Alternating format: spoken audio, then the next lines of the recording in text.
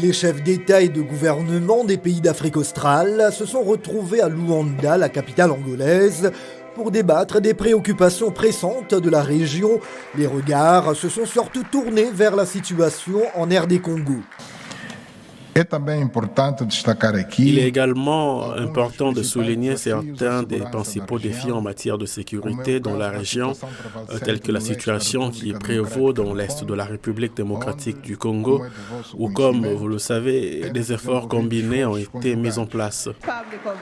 Un moment fort du sommet, la passation de pouvoir entre le chef de l'État congolais, Félix Tshisekedi, et son homologue angolais, João Lourenço, qui a donc pris les rênes de la communauté de développement de l'Afrique australe pour un an.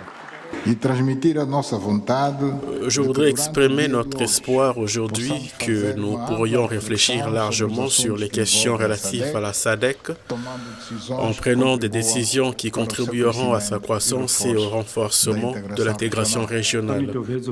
Pour les leaders du bloc, la solidarité régionale peut aider à relever les nombreux défis dans cette partie du continent africain. Le peuple congolais garde tout de même cet espoir et cette confiance en la capacité de ses forces armées à venir à bout de l'ennemi, tout en s'enorgueillissant de l'appui annoncé de la SAMI d'IRC, qu'elle souhaite tout aussi déterminant et efficace que le soutien apporté par la SAMIM.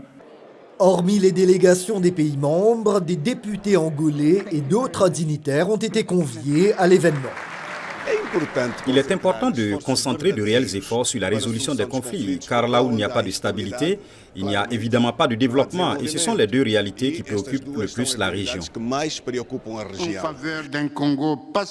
Des appels à la levée de l'état de siège dans le Nord Kivu et en Ituri ont retenti cette semaine, avec des voix de la société civile et des personnalités politiques, estimant que cette mesure n'a pas apporté la sécurité escomptée dans ces régions de la RD Congo.